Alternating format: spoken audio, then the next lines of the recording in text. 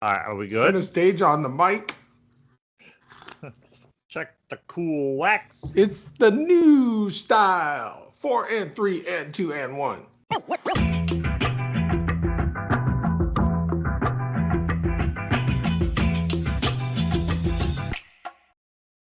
I'm Paul, I'm Steve.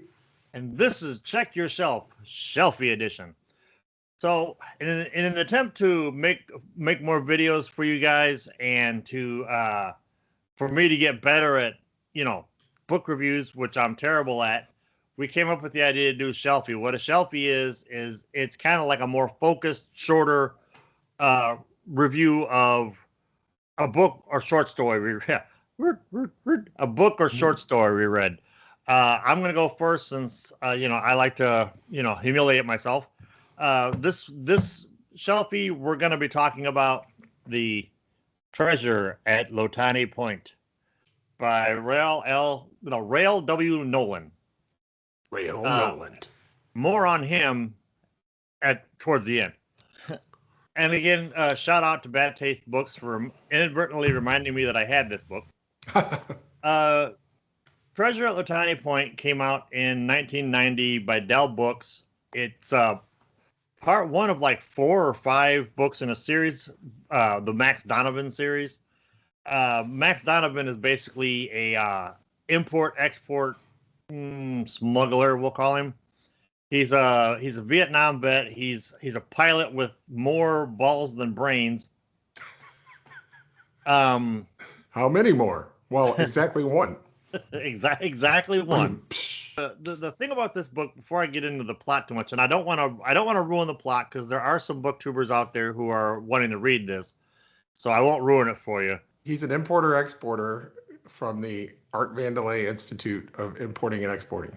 Basically, it seems like when Nolan wrote this book, he wrote it as like a movie script, because it reads like either a movie script or like a 2-hour TV pilot, because it sets up some characters that like this couldn't possibly be just a done in one, because he's made these characters seem so interesting that he wants to go back to them. And like I said, turns out there's like 4 or 5 books. I've only read this one. I'm gonna look for the other ones. The story starts out with Max Donovan's friend Fat Freddy, who they were POWs during Vietnam. Freddy gets accused of murder, and so Donovan decides he's going to find out get to the bottom of it. And like it goes all across the world as he's trying to like uncover this great mystery, because Nolan's a world traveler apparently, because I did a little bit of looking into him, and he specializes his love is New Guinea, because like 75% of this book takes place in New Guinea. And the way he describes it, you remember on Seinfeld when Elaine worked for Mr. Peterman? It was the middle of summer in New Guinea, and I was looking for the rare egret. And I noticed that my companion's feet were hurting, but mine weren't, because I was wearing the new Calvin Klein boot. Yes. Men's it's exactly sizes, like that. 8 through 12. But it's written really well. You can tell that like he's writing stuff he's seen, because you can visualize it clear as day. There's even some where Donovan goes scuba diving. Now I've never been scuba diving because no, not water, no. I used to want to go scuba diving until I started this CPAP. Now I'm like, ain't no way.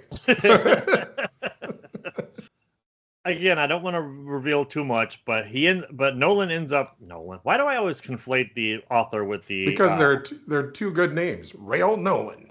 Yes, Max. And what's Max his name? Donovan. Max Donovan. Name my kid Rail.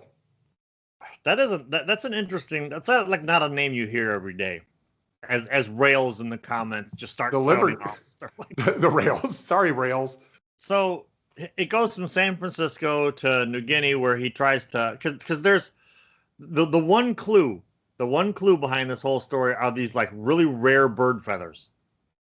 And they find out through a learning process that these birds are somewhere in New Guinea. So Donovan and his newly acquired female detective friend head off, which I assume I've said before. This kind of reads like a Magnum PI episode, and Magnum PI had like a different girlfriend like every movie episode. Yeah. I have a feeling that's the case with these other books, which I'm gonna look into. Again, I don't want to spoil too much about this. It's a solid first-person investigative action adventure. It's got some great characters in it. The thing I did notice that was a little bit weird is his dialogue. His dialogue, and why I think that he had like a TV pilot in mind. When characters are like insulting each other, it's like, shut the front door, you lint licker. It's very like PG, except for one time. One of the characters does that thing that eventually happens in all these books back then. But he's an awful human being, so Max Donovan? No, one of the characters in the book says it. Oh, okay. Yeah. All right. Another thing I really appreciate about this book is cliffhangers. I love chapters that end on cliffhangers, which is a lot like how TV shows, when there were commercials in TV shows, kids would end on a cliffhanger, and then you'd have to watch like sponsored by Nabisco. But yeah, I can't recommend The Treasure at Loatani Point enough. The most interesting thing about this book for me was I got suspicious about the guy. Apparently, he is he's a professor of anthropology. Nolan is, and he specializes in New Guinea. So I thought, for the sake of the video, I would look into the guy. Well, it turns out that Rael W. Nolan is a professor of anthropology at Purdue University. Right up the street. Right down the street for me, right up the street for you. I'm gonna reach out to the guy. I'm gonna be like, hey, by the way, I wish you would.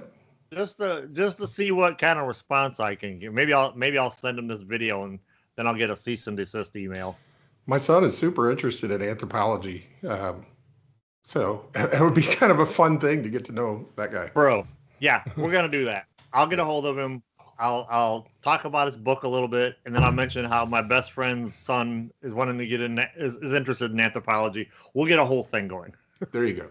So out of 4 and 3 and 2 and 1, what do you give it? Because this reads as a first novel, and there's a little bit of kinks in it, but I really do enjoy it. I'm going to give it a solid 2.75. Nice. That's solid right there. That's solid. All right. Well, that's going to do it for our very first Shelfie.